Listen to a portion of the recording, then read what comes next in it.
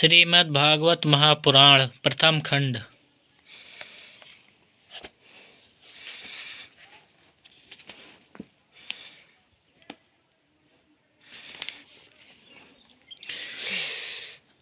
अपने दूत को हाथ में पास लिए देखकर यमराज उसके कान में कहते हैं, देखो, जो भगवान की कथा वार्ता में मत्त हो रहे हों उनसे दूर रहना। मैं औरों को ही दंड देने की शक्ति रखता हूँ, वैष्णवों को नहीं।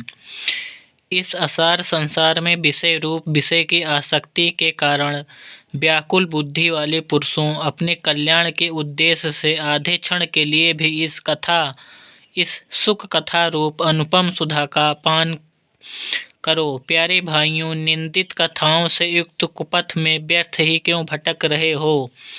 इस कथा के कान में प्रवेश करते ही मुक्ति हो जाती है। इस बात के साक्षी राजा परीक्षित हैं। श्री सुखदेव जी ने प्रेम रस के प्रवाह में स्थित होकर इस कथा को कहा था। इसका जिसके कंठ से संबंध हो जाता है वह वैकुंठ का स्वामी बन जाता है। शौनक जी, मैंने अनेक शास्त्रों को देखकर आपको यह परम गोप्य रहस्य अभी अभी सुनाया है।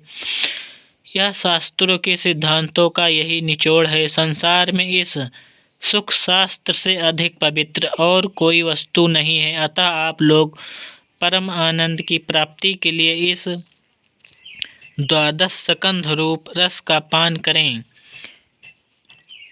जो पुरुष नियम पूर्वक इस कथा का भक्ति भाव से श्रवण करता है और जो शुद्ध अंतःकरण भगवत भक्तों के सामने इसे सुनाता है, वे दोनों ही विधि का पूरा पालन करने के कारण इसका यथार्थ फल पाते हैं। उनके लिए त्रिलोकी में कुछ भी असाध्य नहीं रह जाता।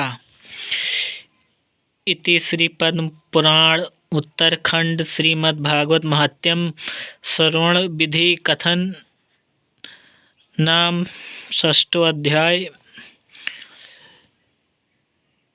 समाप्त।